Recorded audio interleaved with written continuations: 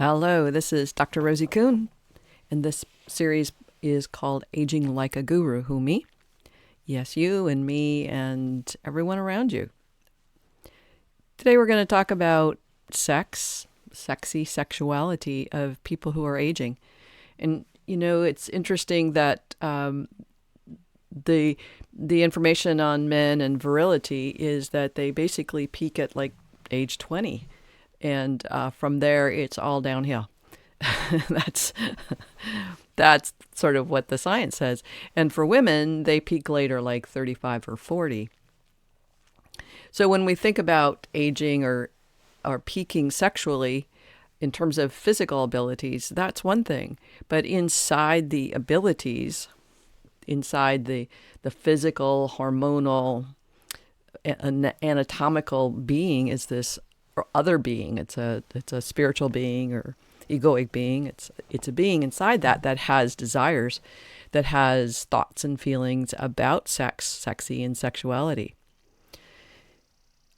The other day, I was meeting with my group, Aging Like a Guru, in Orcas at the Senior Center. And this particular day, there were only women there, and the majority of them were in their 70s, in a sense that I'm the only one in my 60s, 67, so I'm close.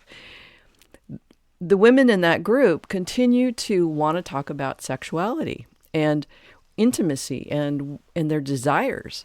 Two women are with partners, and the other three were not, and that includes me. I'm not with a partner.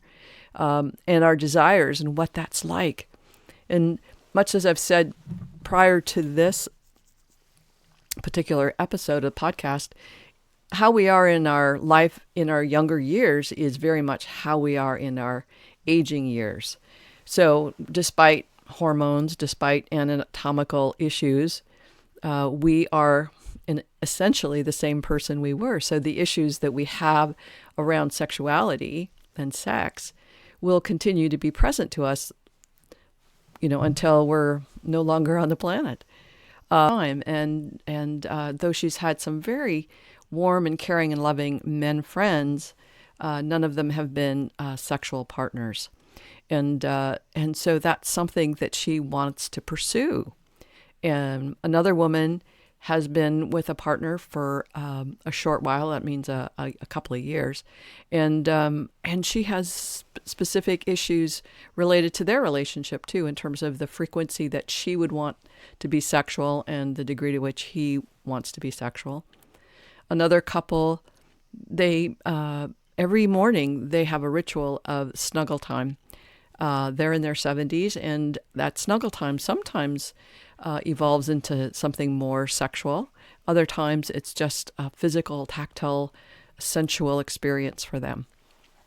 They don't know what's going to happen, but it's very wonderful for them. And that's an awesome thing to be able to relate to you. In a sense, there's so much more life after our, what we consider to be the 50s or, our earlier years. There's so much to life to look forward to. I grew up in a body that's been, attractive and some people have said beautiful. And the way that I grew up in a culture where sexuality and being sexy and beautiful was something that was really important. So when I consider who I am as a sexual being, I don't think of myself inside the experience or inside this body that's supposedly was beautiful, but who I am inside that is something that may not be worthy of love and affection, worthy of care and kindness.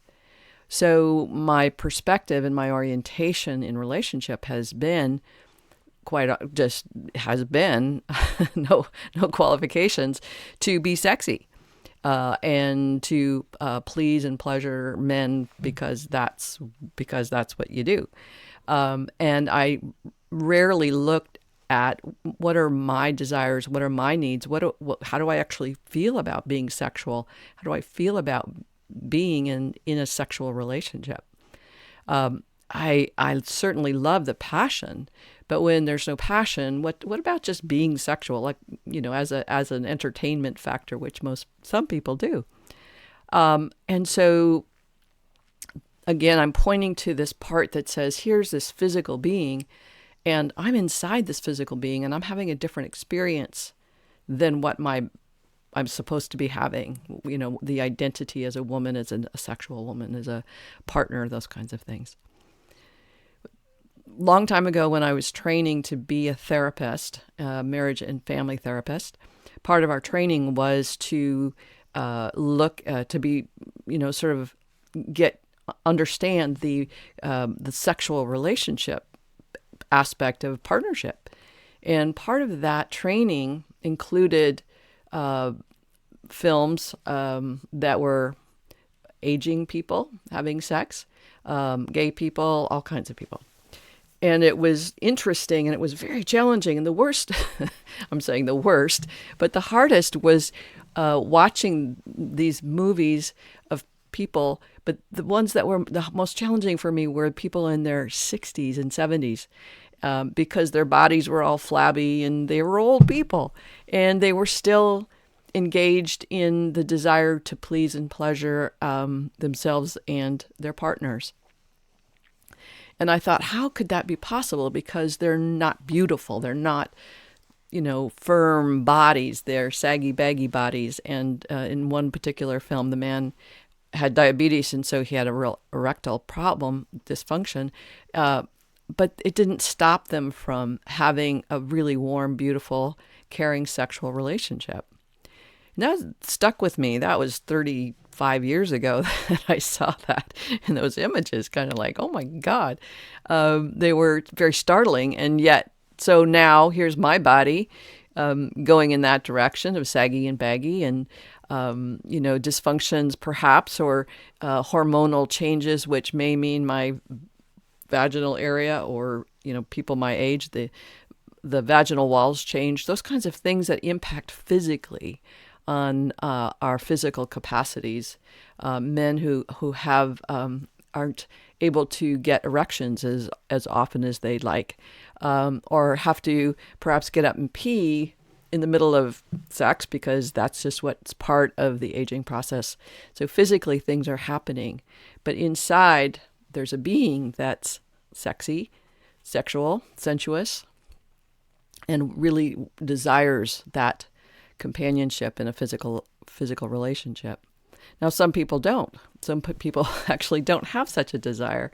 And it's really interesting at this stage to consider, well, what is it that I desire? And I've been out of a relationship for about 7 years, no dating at all. It just hasn't occurred. And so I become who I am in a non-sexual relationship, with friends and family, but nothing of the romantic / sexual relationship.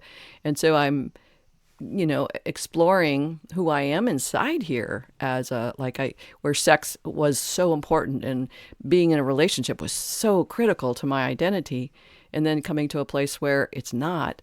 It just gives me and gives everyone those opportunities to say, who am I in here? And what's my identity in relation to sexuality and aging, or romance and aging? And essentially, I'm the same person.